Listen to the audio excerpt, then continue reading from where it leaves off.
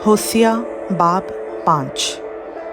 ऐ काहिनों, ये बात सुनो, ऐ बनी इस्राएल कान लगाओ, ऐ बादशाह के घराने सुनो, इसलिए कि फतवा तुम पर है, क्योंकि तुम मिस्पा में फंदा और तबूर पर दाम बने हो, बागी खून रेजी में गर्क हैं। लेकिन मैं उन सब की तादीब करूँगा। मैं इफ्राइम को जानता हूँ और इस्राएल भी मुझसे छुपा नहीं, क्योंकि ऐ इफ्राइम तूने बदकारी की है, इस्राएल नजिस हुआ।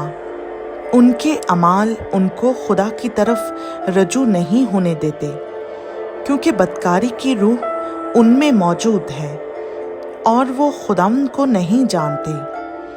और फ़ख्र इस्राएल उनके मुंह पर गवाही देता है, और इस्राएल और इफ्राइम अपनी बदकिरदारी में गिरेंगे और यहूदा भी उनके साथ गिरेगा। वो अपने रेवड़ों और गल्लों के वसीला से खुदाम के तालिब होंगे, लेकिन उसको ना पाएंगे। वो उनसे दूर हो गया है। उन्होंने खुदाम के साथ बेवफाई की, क्योंकि उनसे अजनबी बच्चे पैदा हुए। अब 1 महीने का अरसा उनकी जायदाद समेत उनको खा जाएगा। जिब्बा में खिरना फूंको और रामा में तुरही, बैतावन में ललकारो कि ऐ बनियामीन खबरदार, पीछे देख। तादीब के दिन इफ्राइम वीरान होगा। जो कुछ यकीनन होने वाला है, मैंने इस्राएली क़बाइल को जिता दिया है। यहूदा की उम्रा सरहदों को सरकाने वालों की मानंद हैं। मैं उन पर अपना कहर पानी की तरह उंडेलूँगा। इफ्राइम मजलूम और फतवा से दबा है, क्योंकि उसने तखलीद पर खनात की।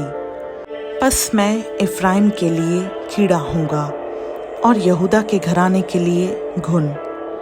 जब इफ्राइम ने अपनी बीमारी और यहूदा ने अपने ज़ख्म को देखा, तो इफ्राइम असूर को गया और उस मुखालिफ बादशाह को दावत दी, लेकिन वो ना तुमको शिफा दे सकता है और ना तुम्हारे ज़ख्म का इंदमाल कर सकता है, क्योंकि मैं इफ्राइम के लिए शेर बब्बर और बनी यहूदा के लिए जवान शेर की मानंद हूँगा।